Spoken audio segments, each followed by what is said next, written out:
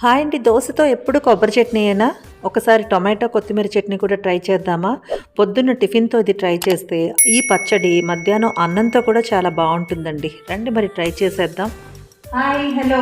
Tomato కొత్తిమీర పచ్చడి చేసేద్దామా? ఇది అన్నంతో గానీ, దోసతో గానీ, ఇడ్లీతో గానీ దేనితో అన్నా 2 in 1లా పనిచేసేస్తుంది మీకు. ముందైతే టొమాటోస్‌ని రెడీ చేసుకోవాలి కదా! వచ్చేసేయండి.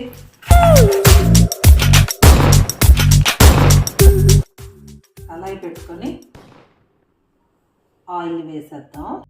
సో ఆయిల్ హీట్ అయిన తర్వాత వెల్లుల్లిపాయల్ని అల్లంని వేసుకోవాలి. అవి వేగుతూ ఉన్నప్పుడే కరివేపాకుని పచ్చిమిర్చిని కూడా వేసుకోవాలి. ఇంగువను అస్సలు మర్చిపోకుండా ఈ తర్వాత జీలకర్రని వేసుకొని బాగా వేగిన తర్వాత ఎండుమిర్చిని కూడా వేసుకోవాలి. ఎండుమిర్చితో బాగా వేగిపోవాలన్నమాట పోపంతా కూడాని.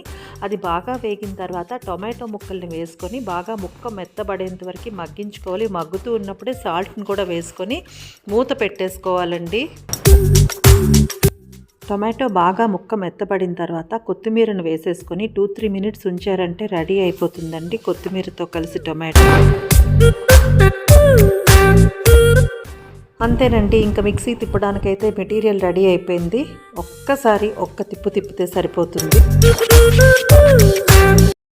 సో పచ్చడి అయితే రెడీ అయిపోయిందండి. పచ్చడి రెడీ చేసుకున్న తర్వాత దోస పిండితో దోస వేసేసుకొని వేడిగా మీరు ఈ పచ్చడితో తినేసారంటే చాలా బాగుంటుందండి. మీరు ఈ పచ్చడిని ట్రై చేయండి. మీకు ఎలా వచ్చిందన్నది కామెంట్ సెక్షన్లో పెట్టి చెప్పేసేయండి. మరెన్నో మంచి వీడియోస్ కోసం శ్రీలు టీవీని సబ్స్క్రైబ్ చేసి పక్కనే వచ్చిన బెల్ ఐకాన్ క్లిక్ చేయడం మాత్రం మర్చిపోకండి. వీడియో నచ్చితే లైక్ చేసేసేయండి.